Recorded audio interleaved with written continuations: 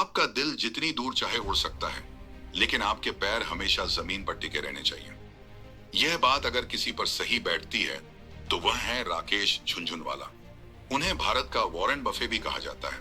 अंतिम 10 वर्षों में दोनों किडनियों के फेल हो जाने और निरंतर डायलिसिस की आवश्यकता होने के बावजूद उन्होंने अनगिनत लोगों को प्रेरित और प्रोत्साहित किया। उन्होंने मात्र 5,000 रुपए से निवेश की शुरुआत की थी और वर्तमान में उनकी संपत्ति 40,000 करोड़ से अधिक थी। उनके व्यवहार से ही यह समझा जा सकता था कि एक आम इंसान भी दुनिया की सबसे प्रभावशाली शख्सियतों में से एक बन सकता है। राकेश झुनझुनवाला का जन्म 5 जुलाई 1960 को राजस्थान की एक मारवाड़ी परिवार में हुआ था। उनका उपनाम झुनझुनवाला यह दर्शाता है कि उनके पूर्वज राजस्थान झुंझुनू से थे। उनके पिता इनकम टैक्स विभाग में अधिकारी थे। 22 फरवरी 1987 को राकेश झुनझुनवाला ने रेखा झुनझुनवाला से विवाह किया। उन्हें 3 संतानें प्राप्त हुईं।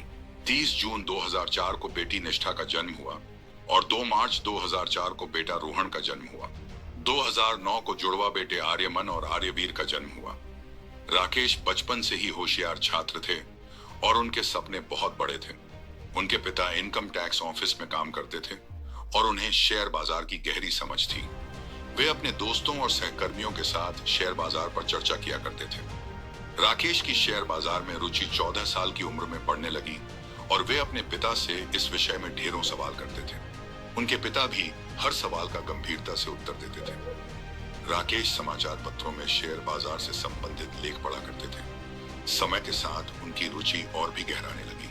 उन्होंने कई बार अपने पिता से पैसे मांगे ताकि वह ट्रेडिंग कर सकें, लेकिन उनके पिता ने हर बार मना कर दिया और कहा कि पहले पैसे को संभालना सीखो। साइडेनहैम कॉलेज से स्नातक करने के बाद राकेश झुनझुनवाला चार्टर्ड अकाउंटेंट बन गए। इसके बाद उन्होंने शेयर बाजार में प्रवेश का निर्णय लिया। हालांकि उनकी शुरुआती पूंजी मात्र 5,000 रुपए थे, लेकिन जहां चाह वहां राह, उन्होंने पर्याप्त पूंजी जुटा ली।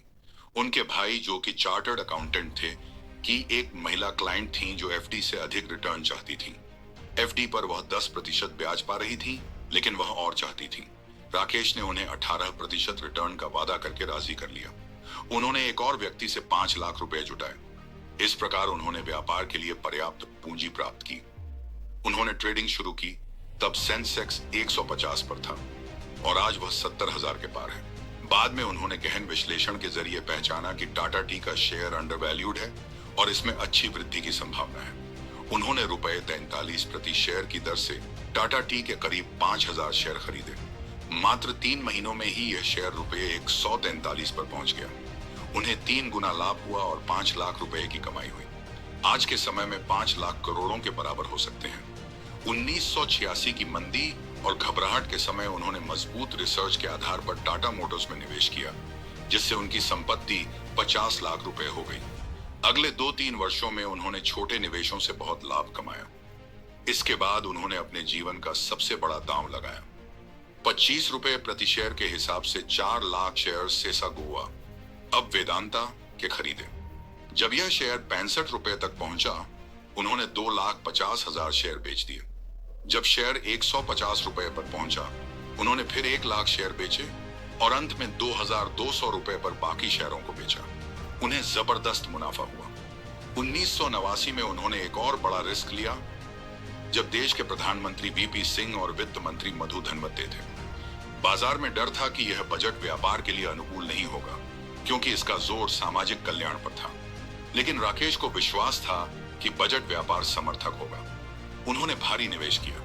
बजट से पहले उनकी संपत्ति 2 करोड़ रुपए थी, जो बजट के बाद 20 करोड़ और 6 महीनों में 40 से 50 करोड़ हो गई। बाद में उन्होंने अपना asset management business rare enterprises शुरू किया। इस नाम में राकेश और वी रेखा से लिया गया था। उन्होंने इस फर्म के माध्यम से निवेश और पूंजी प्रबंधन शुरू किया।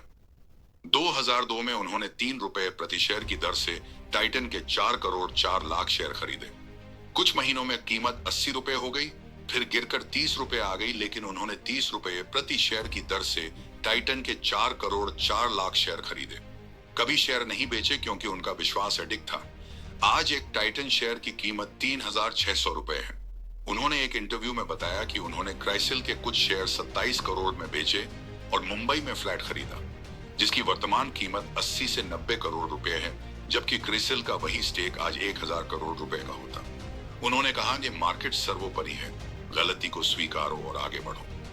वे कई कंपनियों के बोर्ड में रहे, जैसे एपटेक, हंगामा, प्राइम फोकस, जियोजेट, बिलकेयर, ब्राज इंडस्ट्रीज आदि। वे IIMUN के बोर्ड ऑफ एडवाइजर्स के सदस्य भी थे।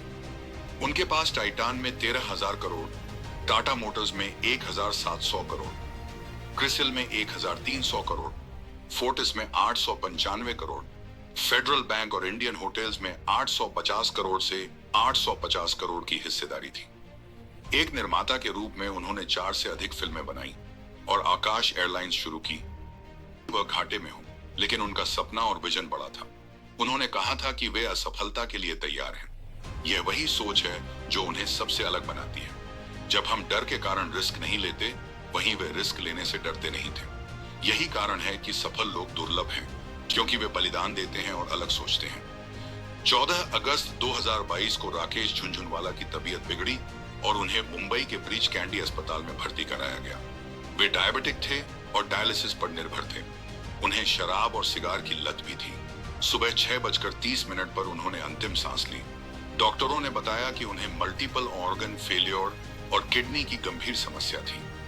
राकेश झुनझुनवाला की जीवन यात्रा दुनिया भर के अनगिनत लोगों के लिए आशा और प्रेरणा का स्रोत है। स्वास्थ्य समस्याओं और चुनौतियों के बावजूद उन्होंने कभी हार नहीं मानी और अपनी दृढ़ इच्छा शक्ति और आत्मबल से दूसरों को प्रेरित करते रहे। उनकी कहानी भले ही समाप्त हो गई हो, लेकिन उनकी विरासत केवल धन की नहीं, उनके उद्यमशीलता के जज्बे, परोपकार और उत्कृष्टता की भावना की है।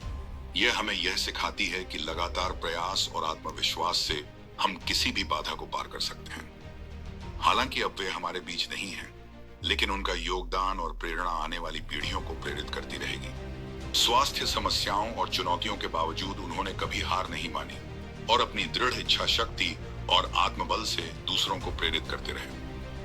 उनकी कहानी भले ही समाप्त हो गई हो, लेकिन उनकी विरासत केवल धन की नहीं, बल्कि उनके उद्यमशीलता के जज्बे, परोपकार और उत्कृष्टता की भावना की है।